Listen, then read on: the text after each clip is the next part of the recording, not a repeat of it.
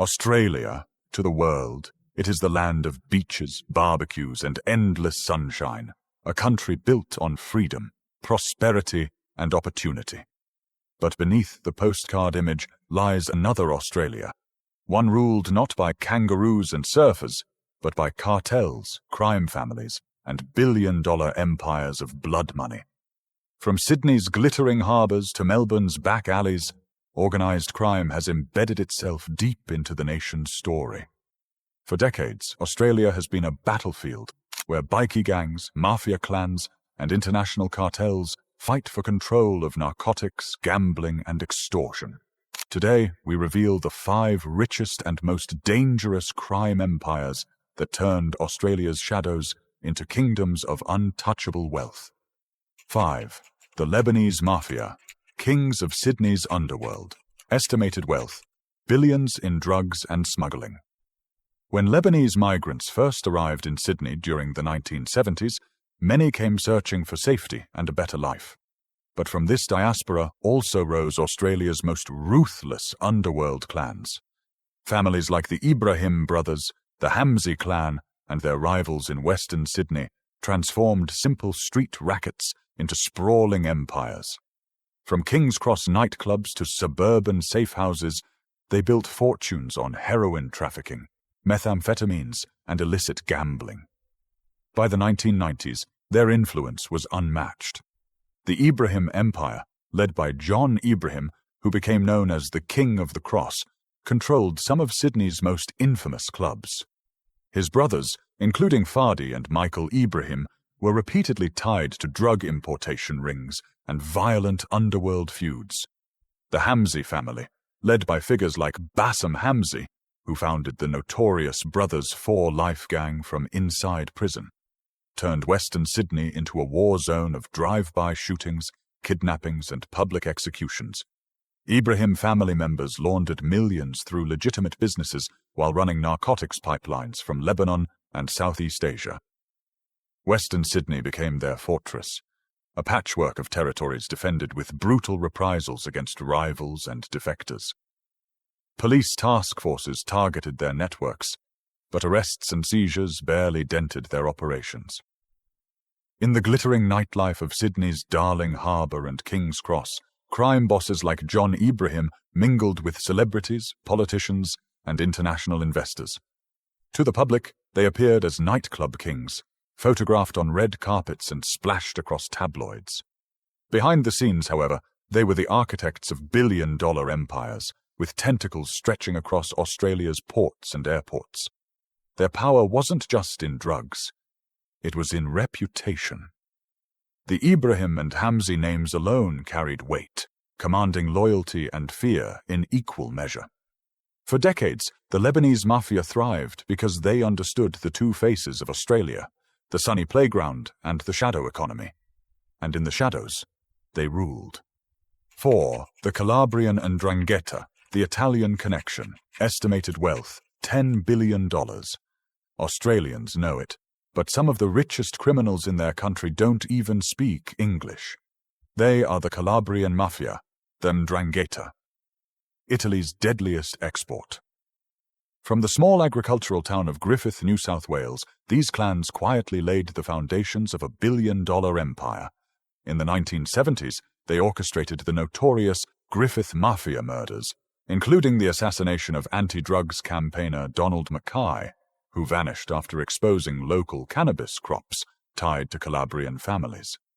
His disappearance shocked the nation and revealed how far the mafia's reach extended into politics, police, and business. Unlike flashy crime bosses, the Calabrians preferred the shadows.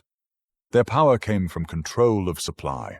Massive shipments of cocaine and heroin from South America and Asia, hidden inside fruit containers and cargo ships. Figures such as Dominic Sergi, Francesco Barbaro, and Antonio Romeo were linked to syndicates that used fruit warehouses and trucking companies as cover for moving tons of narcotics inland.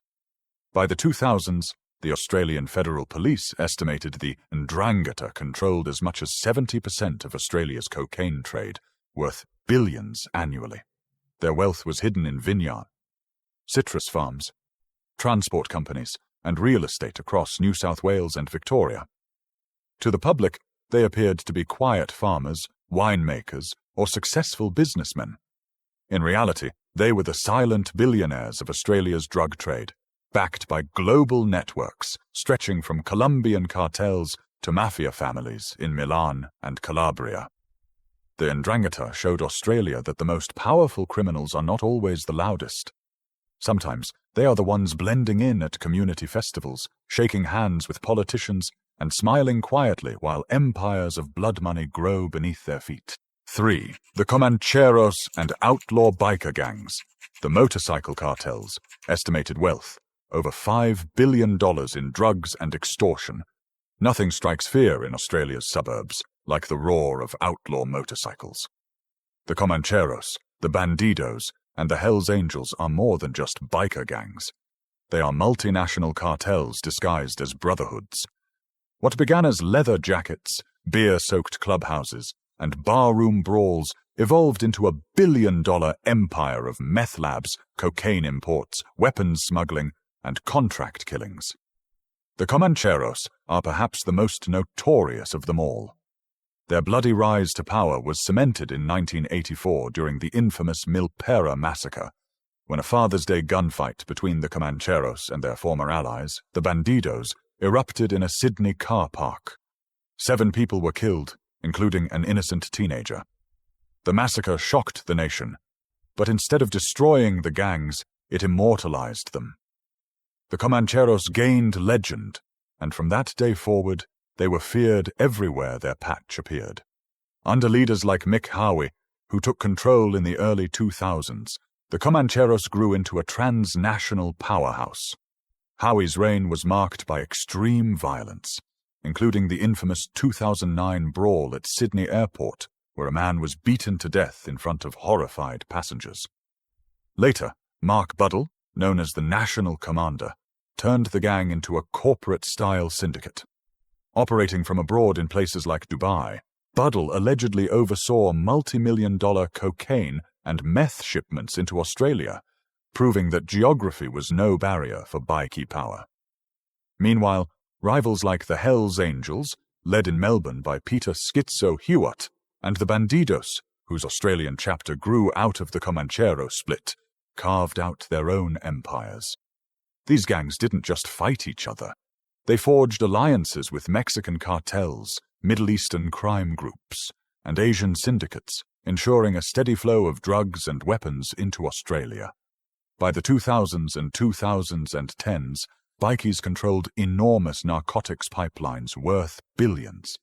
Their cash poured into custom-built fortified clubhouses, fleets of Harley-Davidsons, high-end sports cars, and luxury mansions hidden behind fortified walls. Even when locked in maximum security prisons, leaders directed operations through burner phones and encrypted networks. To law enforcement, it became clear. The bikies were no longer just gangs. They were corporations with boardroom-style hierarchies. In Australia, outlaw motorcycle clubs became both feared and mythologized. For some, they represented rebellion against authority.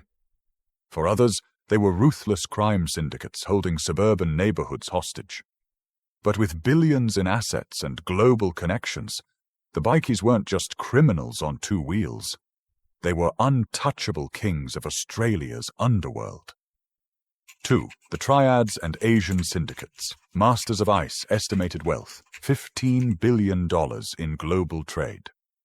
As Australia's trade with Asia boomed, so did its crime. From Hong Kong, China, and Vietnam, powerful triad syndicates saw Australia as the perfect expansion ground. Their specialty was methamphetamine, or ice, a drug that exploded in popularity across Australian cities. Cheap to make, devastatingly addictive, and easy to transport, ice created one of the most profitable drug markets on Earth.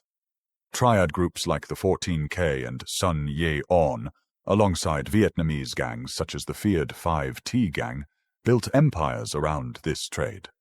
They smuggled precursor chemicals through Sydney and Melbourne's docks, hiding them in containers of seafood, electronics, or furniture. Once inside, suburban warehouses were converted into meth labs, producing millions of doses worth billions on the street. Key figures soon emerged. Triads Tran, leader of the 5T gang in Cabramatta, turned entire suburbs into heroin and meth hubs before his arrest. Others, like Hong Kong-linked trafficker Weng Lao Nick Raptis, became notorious for running international pipelines. Sydney's Chinatown became a centre for laundering syndicate wealth through restaurants and casinos, while Melbourne's docks turned into battlegrounds between customs and cartels. By the 2000s, the Australian government admitted that Asian syndicates controlled much of the meth market, worth as much as $15 billion annually. Local bikie gangs and street crews no longer dominated. They had become distributors for foreign crime bosses, who rarely needed to step foot in the country. The Triads didn't just flood Australia with drugs, they reshaped its underworld. Their influence stretched from luxury apartments and casinos to legitimate businesses, ensuring their dominance in Australia's hidden economy. And even as police staged high-profile raids, the masterminds behind it all remained largely untouchable, running their empires quietly from abroad. 1. The Moran family, Melbourne's Mafia dynasty. Estimated wealth, billions in drugs and property. At the top of Australia's criminal hierarchy stands the infamous Moran family, the dynasty that came to define Melbourne's gangland wars. For decades, the Morans were synonymous with power in the underworld, their empire stretching across drug trafficking, loan sharking, and underground gambling. What set them apart from countless other gangs was not just their ruthless pursuit of profit, but their ability to weave themselves into the fabric of Melbourne's nightlife and society. Their wealth was built not only on narcotics, but also on influence, connections with nightclub owners, corrupt officials, and international suppliers that allowed them to operate like a shadow government within the city's underworld. To ordinary Australians, their surname became shorthand for organised crime itself. But the Morans' true legacy was written not in ledgers or property deeds, but in blood. The 1990s and early 2000s saw Melbourne unravel in a series of gangland wars that left the streets resembling a battlefield. The Morans found themselves locked in a deadly feud with rivals like Carl Williams, Tony Mockbell, and other rising figures hungry for control of the city's billion-dollar drug trade. Entire neighborhoods became war zones as drive-by shootings rattled suburban homes, car bombings tore through quiet streets, and public executions shocked a nation that had never seen organized crime so brazen and so violent. At the height of the conflict, headlines were dominated by images of bullet-riddled cars, police raids, and funerals for slain mobsters. What unfolded was a grim theater of power, with the Moran family cast at its center. The murders within the Moran family themselves added to the drama and infamy. Lewis Moran was gunned down in a Brunswick club in 2004. His sons Jason and Mark were both killed in separate gangland hits, their deaths symbolizing the unraveling of one of the most powerful dynasties in Australia's underworld. Yet even as bloodlines were cut short, the empire they built did not simply vanish. Associates, relatives, and allies stepped into the void, ensuring the Moran influence lingered long after the gunfire quieted. Their wealth, much of it hidden in real estate portfolios, nightclubs, and legitimate front businesses, provided a financial backbone that allowed the family's presence to survive even as its leaders were buried. The Morans had become more than just a crime family. They were a brand, a cautionary tale etched into Australian consciousness. To law enforcement, they represented the depths of corruption and criminal infiltration. To rivals, they were both a warning and an opportunity, proof that no empire was unshakable. And to the public, they became the face of a violent chapter in Melbourne's history. Their saga later dramatized in television series and documentaries that captured the brutality of the era. Ultimately, the Moran dynasty proved that in Australia, crime was never just about money. It was about territory, power, and most of all, legacy. Their story showed how wealth could be accumulated through bloodshed, and how influence could outlive even the most ruthless leaders.